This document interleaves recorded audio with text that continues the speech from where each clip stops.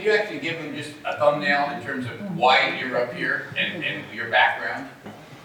Yeah, absolutely, Mike. Hello, everybody. Thanks for being here. I'm Mike Kunkle, VP Sales Effectiveness Services for SPARXiQ, and I have spent 37 years in some role in the sales profession, and 27 of those either leading a department inside a company or working as a consultant with clients, guiding those companies to improve their sales performance. So I have done this most of that time outside of wholesale distribution. So I bring a ton of industry experience in other verticals, many of which who started sales transformations or faced their own disruptions well before the disruption started in wholesale distribution or before the pandemic sort of upended all of us. I spent the last 3 years working with David and the team at SPARXiQ in wholesale distribution, bringing some of that expertise from other verticals into our field. So I think, Mike, that's why I'm here today. I agree with that. We're all involved in sales. I mean, Bill Kotler, the guy that wrote the marketing book, the basic marketing book for anybody that did undergraduate course, even MBA courses now, he said, I don't care what department you're in, everybody needs to be in the sales department. So I went through Dale Carnegie 50 years ago. That was like the key thing. CRM systems have been around for 20 years. So there's all kinds of things, and most of you know all of this.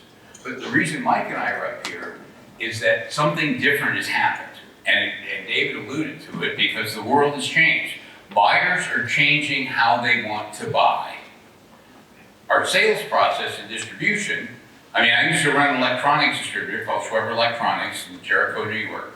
And that was back in the 70s, and we're still pretty much selling things the same way. We're trying to make them effective, and a lot of the systems you see make what they're doing more effective, but the real problem is that sometimes we're doing the wrong things. We have to do different things. So Mike, we're going to go through a little bit about what's changed and what's going on. So there's really 3 huge things that have changed, and this has been going on for a while now, several years. Everybody here's, how many Amazon Prime people are in the room? Raise your hands, come on. I had one sales guy said, I'm not going to buy anything from them because they're trying to take over distribution. I'm not going to support it. So Amazon has created in their B2B world a friction-free experience. Their whole strategy is about taking friction out of the process. All the B2B customers, and B2B is very different than B2C, and largely because the consequences of system failure are so dramatic, right? So things go wrong and my girlfriend doesn't get the perfume, I'm gonna hear about it, but the world's not gonna change. But you guys mess something up, I mean, there are things that you guys do, people could die, so it's a whole different thing. But they have created a set of expectations that they want that friction-free experience. And how much time do we spend negotiating special pricing and chargebacks and all? We make this so horribly complicated, they're just looking for a different alternative. That's one. The second thing, customers are moving up the value chain. It used to be all about transactions. Got to sell yourself first, people buy from their friends. But the customers now are talking about VMI, consignment inventory, supply chain management. Just in time means almost late, doesn't it? And so they're trying to get these systems very, very efficient. Obviously the pandemic blew it up. So the buyers are changing what they want to do. You don't go in and talk to people that are just buying and doing transactions. They're choosing suppliers, and customers get a lot stickier. Purchase concentration. In other words, when we go visit customers and we say, how many distributors make up 80% of your sales? And the number's typically 2 or 3, right? As they start to concentrate more, because anybody here have national accounts, right? Let's combine our volume, kiss my ring, don't get my finger wet, I want an extra 5, right? And so the buyers are changing, but we still have salespeople doing the same thing. The third thing that goes crazy, and I'm probably the oldest guy in the room, there's a whole bunch of other generations. Gartner does all kinds of research, a lot of the stuff's on distribution. 44% of millennials would prefer a seller-free experience. A seller-free experience.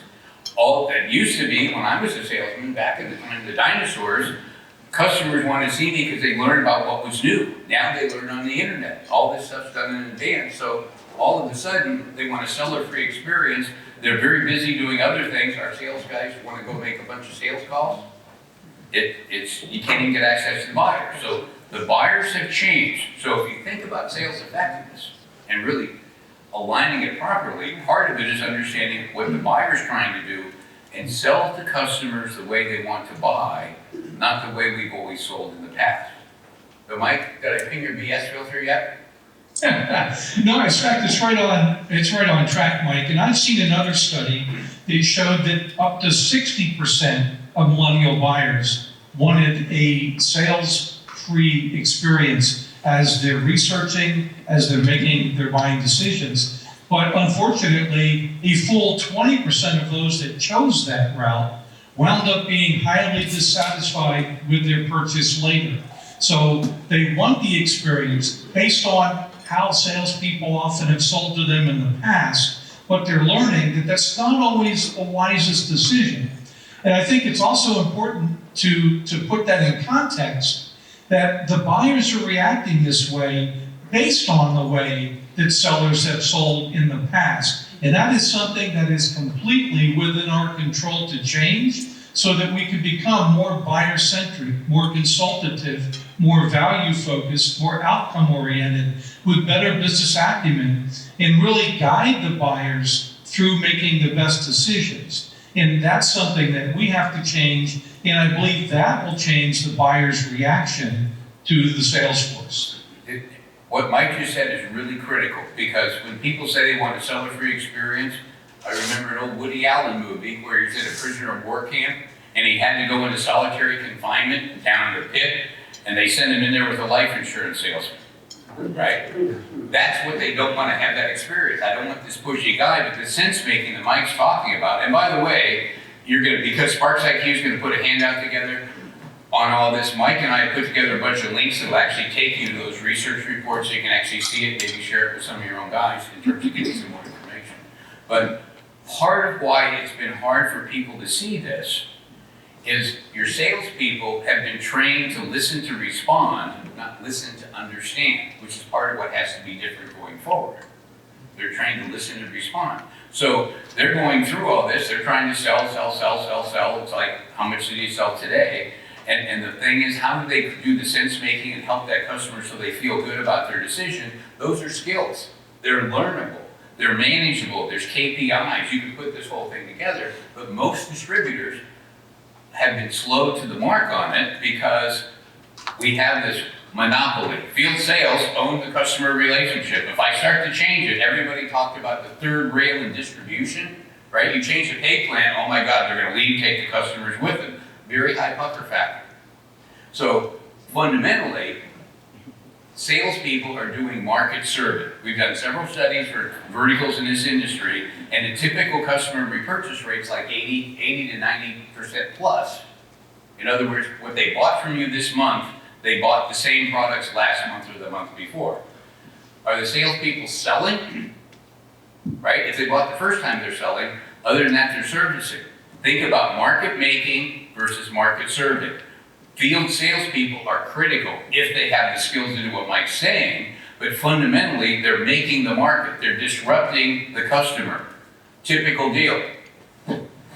I'm calling on Gary, and I go in and say, Gary, hi, I'm Mike from Acme Screen Door and Missile Supply. And Gary says, you guys can do this in multiple languages. I'm happy with my current supplier, right? Now, what selling's supposed to be, what it used to be, is I say, well, of course you are, Gary. If you weren't happy with your current supplier, you'd be a dork. The reason I'm here is that your expectations are too low. Twinkle, right? The salespeople are going to disrupt your competitors' customers so they choose you as an answer, and that's a very different job than running the traps.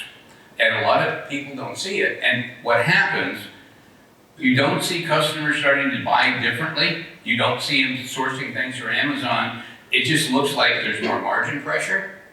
The economy's tough. It's harder to get the growth rate, and it slowly fades away. That's part of the big issue. So the real question is what's the industry done, Mike?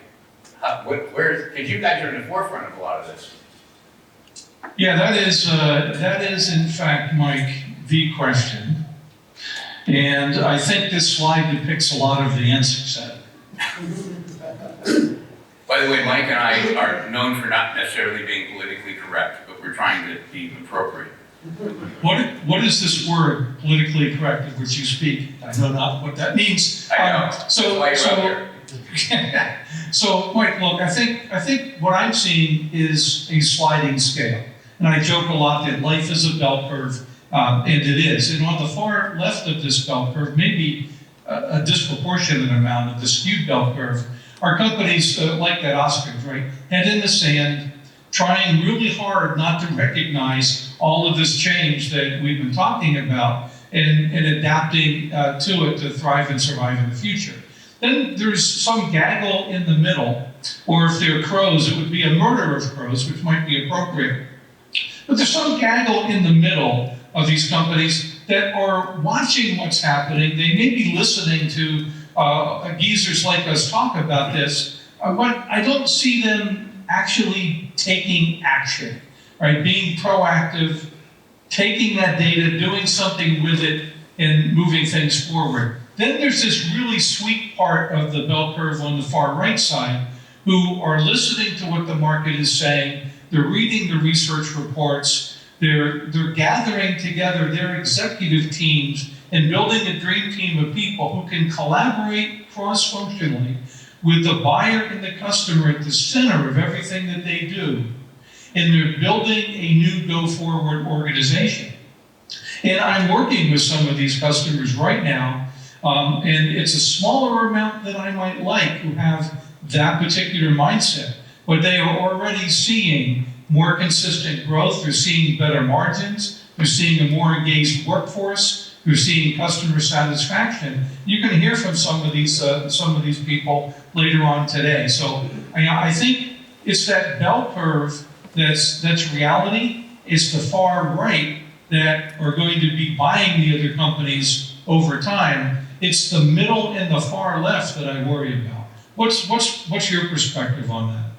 I look at the far left is owner-operator lifestyle, and they're, in some extent, they're just going to be dead man walking, and they'll end up being asset purchase at some point down. The thing that's interesting are the folks in the middle. What we've noticed since the pandemic, which turbocharged this, right? When McKinsey had done this, McKinsey does a lot of studies, and they ask people, and this is long before COVID, how long do you think it would take to transition your organization to work remotely? And then I forget the specific number, but the typical answer was 230 days, right? How long did it take you in March of 20, and we're all going through this religious experience, to get remote, right? And a lot of you did it in a matter, you measured it in hours, okay? So it said we can move faster when, it's what's the old Samuel Johnson line? There's nothing like getting hung in the morning to focus a man's mind. So we got up, we got things moving, and the people that had already started on the transformation journey and been at it had the foundation that they could almost just flip a switch and go. Now here's what's happened. Everybody said, I don't want in 2021 the same sales force I had in 20. It's a different set of skills. A lot of salespeople couldn't do remote, salespeople, I'm not gonna do some virtual deal. And so the distance in that bell curve Mike talked about between the people on the far right, on the stage, on the far right and then those in the middle, there's a larger and larger gap. There are people in this, everybody had a record year in 21. If you didn't have a record year in 21, you need to go find something else to do with your free time. And 22 is gonna be a lot different. But fundamentally what happened, even in 20, there are distributors operating with a double-digit EBITDA percentage. They have growth that's basically 2 to 3x whatever the market growth is. They're able to, it's just, and here's one thing that's really important. When you start talking about sales transformation, the other side of that coin is digitization. The two, you cannot do one without the other. I want to talk just a little bit about the folks in the middle. We're working with a very large company, and they've gone out and spent all the money in the technology stack, right? Did a really good job. They bought the super whammy, double glow-in-the-dark Ferrari version of all this stuff, but they didn't change any of their sales culture. So they spent all this, and it's just sitting there, And then the executives finally realized this is the culture deal, because what they had is they had self-directed commission salespeople that would decide what they were going to do on their own. When you start separating and looking at these people that are doing the double-digit EBITDA margins and looking at very high return on invested capital levels, what they're basically doing is they're putting specialized roles in where I'm separating the market serving, and it's digitally enabled, from the market making, and they're actually taking the sales roles instead of just having outside sales, and some people have inside sales and maybe customer service, but you actually have solution specialists for customers, and there's a whole different way to do it. Now, one of the things that happens, you design that, don't just start off with that. What you do is you start by what the customers want. And this is qualitative research, not quantitative. This isn't SurveyMonkey. You're gonna have to go talk to customers. You can't let salespeople go talk to customers because they always wanna sell something. So when we do a strategy with the company, we'll get the personnel person, the operations person, the credit manager.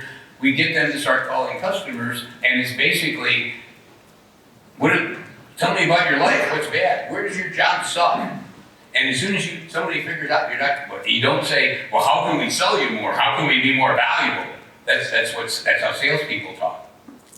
But you start finding out where's their pain, where's their frustration, and you start going through and putting this together, and you talk to enough people that you've talked to enough people when I know what the next person's gonna say, right? Then what you do is you say, here's their pain. This is the problem in their life. Here's the friction in their life. Let's design a selling organization, a customer-facing organization that takes all that, as much of that friction away as we can.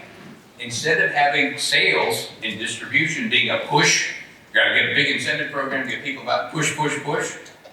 You create a value proposition that you get, once customers know about it, they start coming to you, they get very sticky.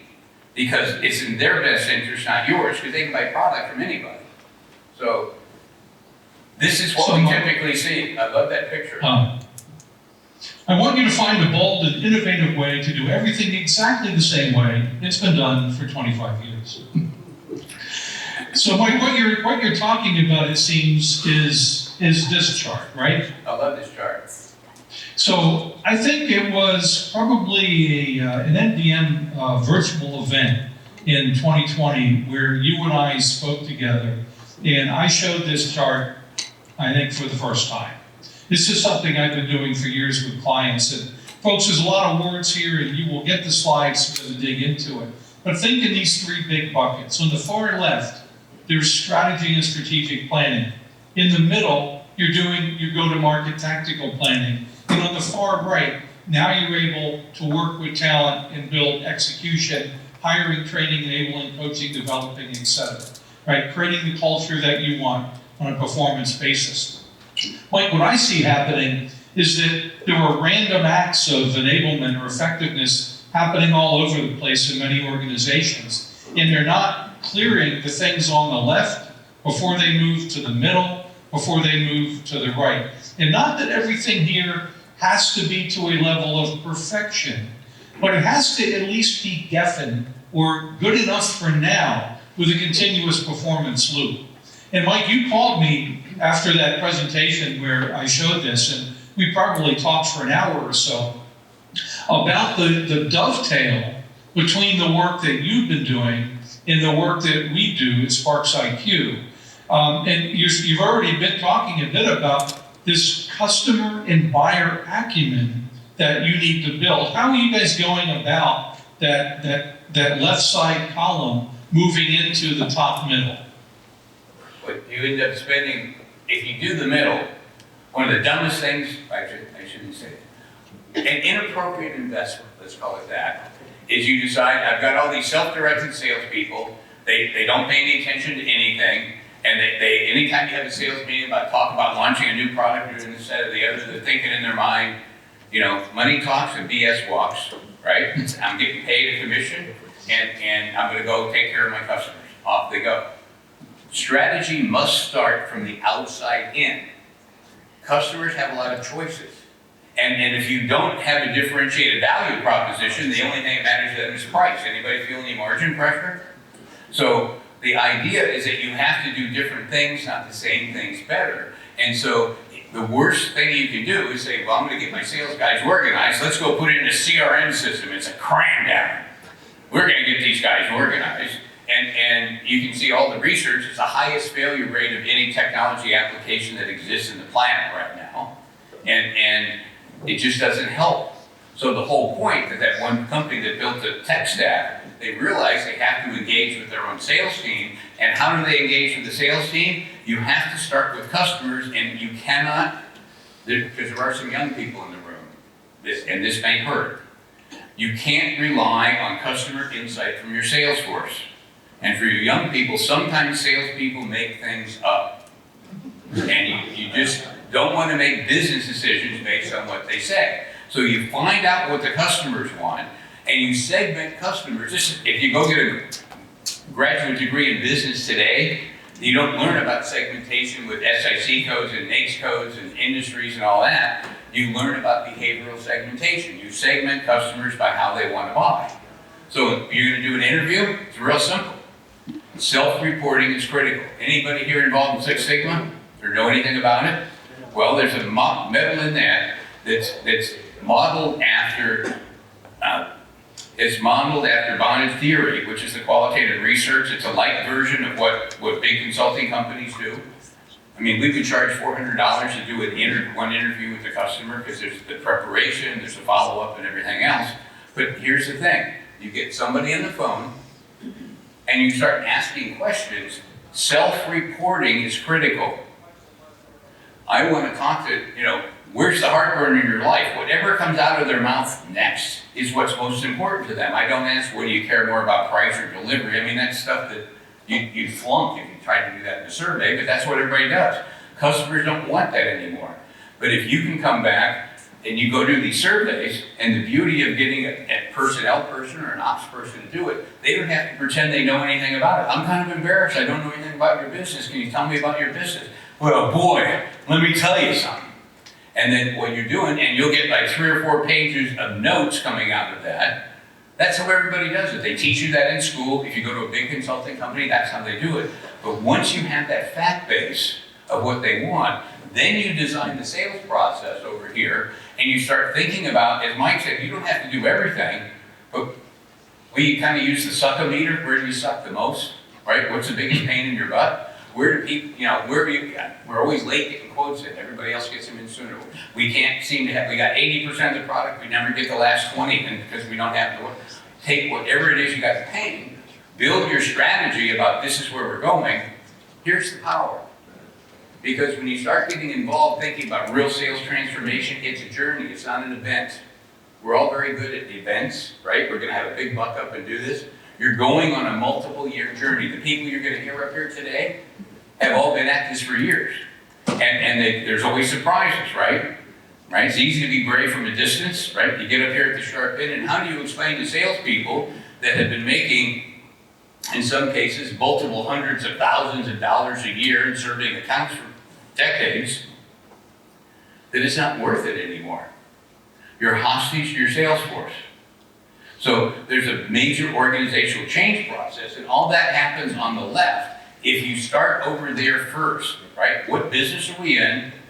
Why do customers want to choose us? And nobody wants to do that. Everybody wants to just get an answer right away. You build that fact base, then you engage your organization in terms of pulling that together, so you at least have the picture. We call this a North Star. It might take us 3 or 4 years to get there, but that's what we want to do. Because in 3 or 4 years, because all of our customers are going through the same digitization process, we want them to come to us because we can help lead them through it. We can take the pain out. We can take the friction out. And once they figure it out in 3 or 4 years, when they value that, you're the blindingly obvious choice, the most obvious answer, and they come to you. That's called share.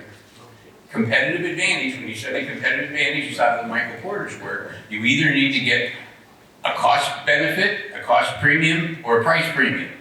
Because if you don't have higher net profit than your competitors, you don't have competitive advantage. So when you start looking at these companies, what are they doing, and how do I go take a look at it? Because this whole thing starts with what's going to make you uncomfortable. Here's the thing that's interesting. You do research. We all did book reports, right? Remember school? How many people did their book reports the day before they were due? Right? The rest of you guys are lying. But my point is, this is no different. You're just gonna go get some information, you're gonna put it together, you're gonna involve a team.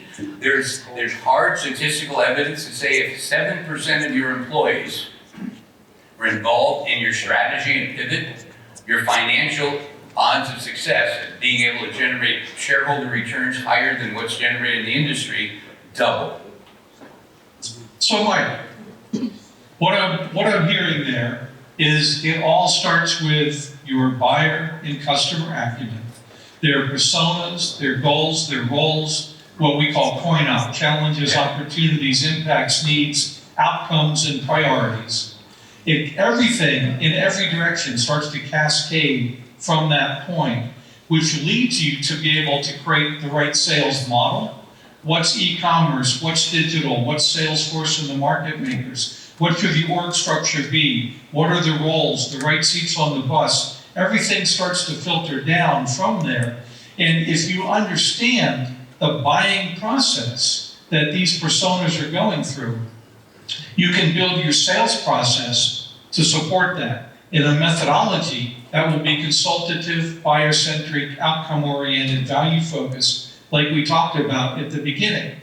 Everything builds from that to the point where eventually then you can begin to execute and hire the right people, put them in the right seats on the bus, enable the people that you've got in those seats already, ensure that they have the new knowledge and skills they'll need to thrive in the new environment. You can create coaching system, because coaching, not often done, but one of the most valuable performance levers that there is to drive performance once you've got these things in the left and the middle.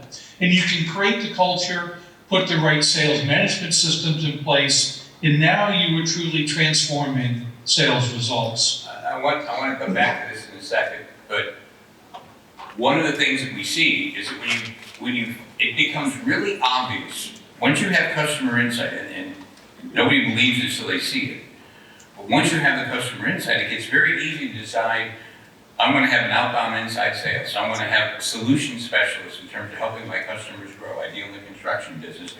The answers come up very clean about this is what I need. And what you do is you group the tasks together based on their economic value. I don't want a $100,000 a year sales guy finding out why the product didn't show up.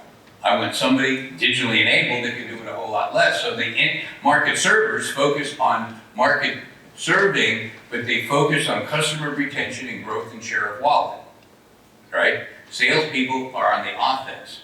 So here's what I want Mike to talk about, because I've seen some really cool things where once you come up with the roles, Mike, a lot of people don't know how to do it. We always take the view, and I've seen old guys really jump at it, is what salespeople want is they want to win. They want to be the guy with the gun at the knife fight.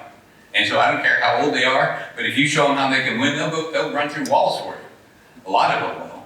And so, Mike, once you figure out what you want with that, how do you get the salespeople, how do you get yours changed? How do you actually, somebody says, what do you want me to do? How do you answer that question? You can't just say, go sell more at higher GP and get people to pay faster. Right. So what we recommend, Mike, is standing up what we call the building blocks of sales enablement. And I released a book this year on this topic so people can dig into the level that they want. Very quickly, if you look at the blocks on the left, you have buyer acumen, buyer engagement, content, and sales support. The things that we just talked about, starting with your buyer, what content do they need to make decisions, what does your sales team need to support them? Then you can middle row, or top second row, hire, train, and coach to better support them. You can make sure, next row, you have the right process, methodology, and sales analytics and metric. Then you can support that with the technology sales manager enablement, helping the managers understand how to execute on all this and how to guide and develop their reps through the journey. If you tie that together with systems thinking and good communication, you can also consider sales support services like deal desks or RFP support or coaching services. The idea here, these things, these building blocks, are the performance levers to move the needle on sales. Once you have the other things in place, you can use this framework to actually assess the gaps, compare those gaps to the strategic objectives you've got, and see where the gaps are, or what do you need to have that you don't to get to where you want to go. You can then get aligned as a leadership team, cross-functionally. You're going to hear about this later from a few people, the cross-functional collaboration inside the organization. Prioritize the blocks, and then create and run multi-phase plans, because nobody can eat this entire elephant at one time. So what we're really talking about here is doing gap analysis and impact analysis to plan and prioritize. So if you look at the current state and take a good, hard, and authentic look at where are we today, look at what's the desired future state, where do we want to be, and then analyze the gap between those two to say what are the capabilities, competencies, systems, tools, people we need to bridge that gap and get there, and what's the impact of standing still versus achieving the outcomes in the desired future state. And that, to me, Mike, is the way that you get started, right? We know that we want to start with strategy, then go-to-market plans, and then execution. But individually, whether you're talking about aligning your sales process to the buying process, whether you're talking about shifting your methodology to buyer-centric, whether it's developing buyer-centric sales messaging or collateral, and implementing a sales management system, it's this current state, future state, what's the plan that will help you execute on the initiatives to get there. And I'm a big fan of force field analysis, which is simply looking honestly at my current state and the desired future state. What are the factors, the driving forces that are moving me forward to where we want to be? What are the restraining forces that are holding us back, creating this current stasis? Then you can say, all right, what can we do to minimize or eliminate the restraining forces? What can we do to add or strengthen the driving forces and start to move from point A to point B? This is, if you think about a typical senior sales guy coaching a sales rep, in a data-free environment, we want to see sales, we want to see margin. I can tell them, you're not growing fast enough, you're not selling enough of this product line, your margin's terrible, you need to do. That's criticism, it's not coaching. What Mike's talking about here, when you go down to these building blocks and you put this process in place, I can actually understand for each one of these elements, what is the potential to grow, what is the cost to grow, and I can set the priorities to move the needle so you're doing small incremental deals that generate a result. We did a study for NAW when we did our first compensation study back in 2007. Over 500 field salespeople that have been in their territory for full 2 years or longer. One of the things that we found, if you look at revenue for sales territory, it has nothing to do with performance statistically. When you look at the data, the number one predictor of territory sales volume and distribution is tenure. What happens? Gary quits. I run into my boss. Gary had a couple big accounts. We don't want to let our competitors get in. I'll cover it, boss. I got your back. And they inherit all the big accounts. These are annuity territories. And you have these pay plans, and they're happy. They're not going to change anything. David, on time check, we still have 5 minutes, right? Okay, good. I don't want to screw up. You took my timer sheet when you went down. Well, we're making this up as we go along. So, but the point is, when Mike talks about metrics, right? One of the things that's wrong with a lot of CRM systems, everybody has a CRM, that they have these pipelines, right? We're going to find deals. That's not designed for distribution. It doesn't reflect your repurchase rate, right? It does not reflect repurchase rate. All the CRMs are designed by software people. It's a really good way to sell software. It's a non-recurring event. You need to have account target. So all of a sudden you identify, because there's data. I go to MDM Analytics and I can see exactly how much money these people are spending, right? I can see that my sales guy in his territory is walking by the 5 biggest buyers and not talking to them. I at least have, when Mike talks about the coaching, once I have the data and the framework, I get at a very discreet level, you're all smart. You guys got tons of scar tissue and wisdom about this business and competition and your customers. Once you have that specific data, you can act on it, where hope is not a strategy. That's the main thing. And so part of this is as Mike said, you don't have to do everything all at once. And by the way, that book he had, I'm going to criticize it because there's not any pictures in it. Very few pictures. But I will admit that I read it cover to cover in one setting, because it was like, it's like the encyclopedia for how do you do this. I mean, it's not exactly exciting. I mean, I'd rather read a sports car magazine, but it's really good. So when you start talking about these pieces and you get this on the ground, what comes next? How do you actually get it to work? Where does somebody start on this thing? Well, where you start, Mike, I think is really defined by the work that you've done up to that point. And so if you do these gap analysis, if you take a look at those building blocks, starting with buyer acumen and ending with the sales manager enablement, and you look at the systems, and you look at all those pieces, and you do your gap analysis, you can say, well, okay, we are good enough for now on this one. We're not doing this one at all. We're not really coaching our teams, or we're not really developing content that's aligned with the decisions that buyers need to make. And then you look at that and compare it to what are your strategic objectives for the year? What are the goals that you got for the sales force? In which one of these gaps will help you move forward the fastest and most effectively? And so that's what I always recommend is you use the building blocks as a diagnostic tool. Determine what you're doing really well, what's good enough for now, and what's missing. Compare that to where you want to be, and it starts to allow you to prioritize, where do I start, what do I do first, what do I knock down next? And since some of these areas are pretty different, if you're looking at process and methodology, and you're looking at content creation and design, there are different people and organizations that are doing those.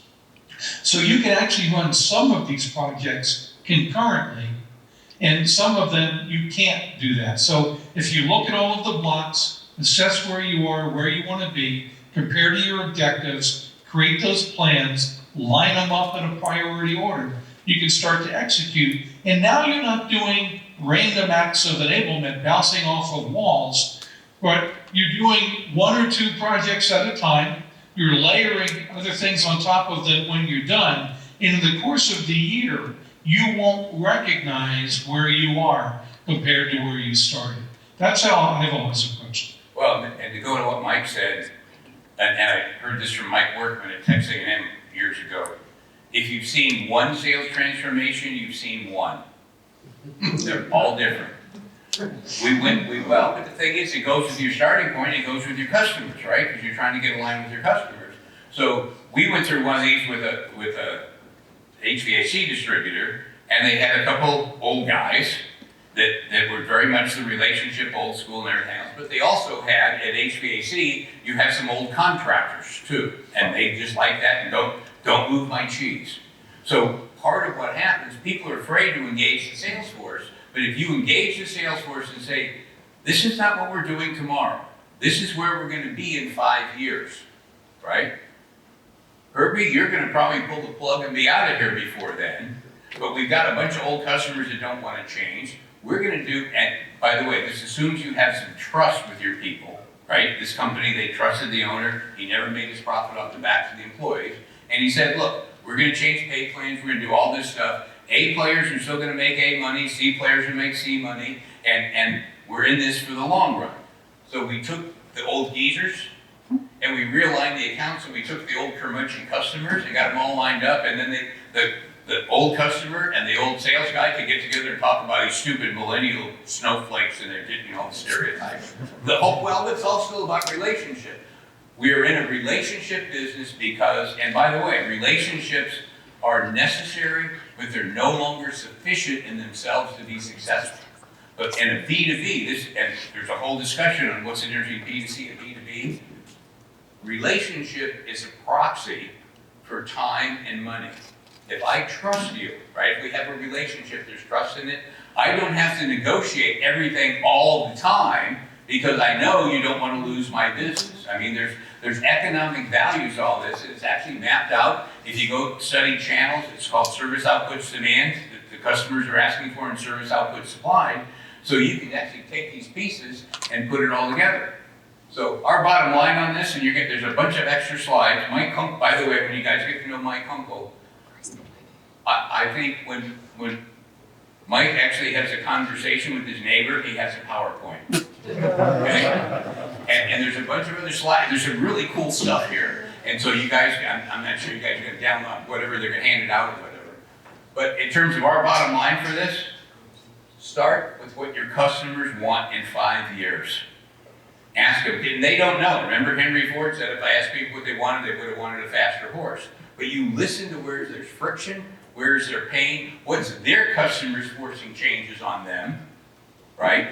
You listen to that, you put it together, and you figure out how do I take these analog processes and digitize them to make them more efficient and everything else. And you put that 5-year plan together, involve your field salespeople, involve everybody. That's hard data, that's one of the links that are in here.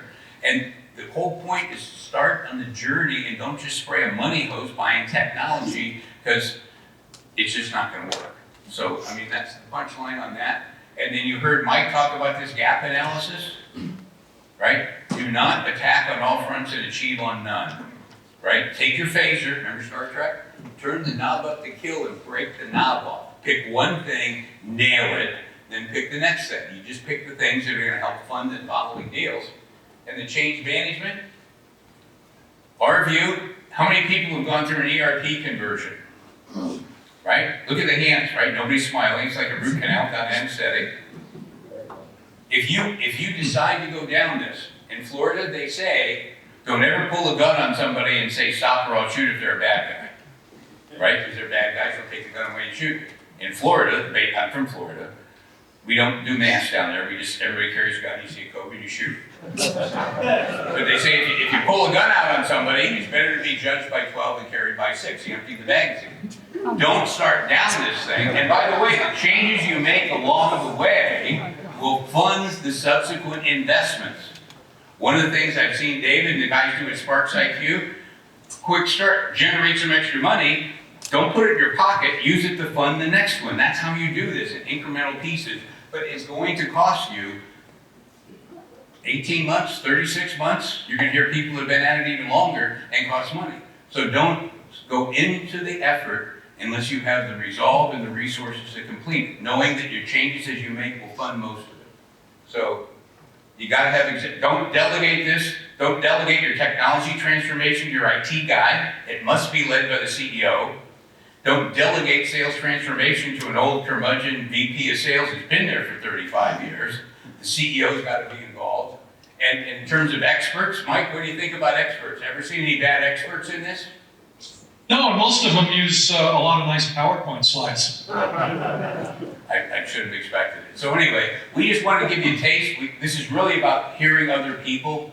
When we do the MDM sales conferences and stuff, it's always about case studies, and so you're going to see some interesting stories here. So you'll get a handout from this, and this Mike and I are done with this, and now we'll do the panel, right, David? You want to? Yeah. So let me, if I could offer one thing to folks on a parting thought. There is an appendix here. You're going to get this in email. There's a ton more information. Here's the bottom line. I've worked with some clients this year on that sliding scale, and the ones who are getting real value have taken action. And that's the one thing I would leave you with today. As you listen to the rest of the day, if you hear what's happening, you have to take action to get the real value from it, like these people have. Thanks very much for your time. It's been a blast. Mike, really appreciate it. David, thanks for putting this whole thing together. And